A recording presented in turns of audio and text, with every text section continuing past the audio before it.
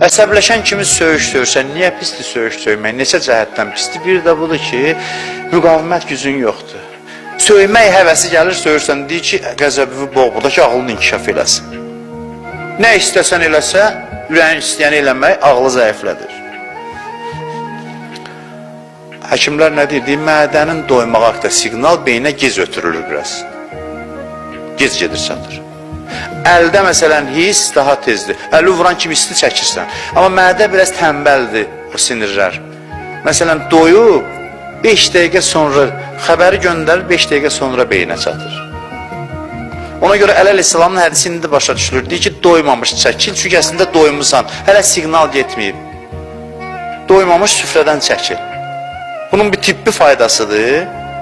Mənəvi faydası da budur ki, istəyirsən bir qədər gözün qalsın, istədiyin halda yemə, ağlın inkişaf eləsin.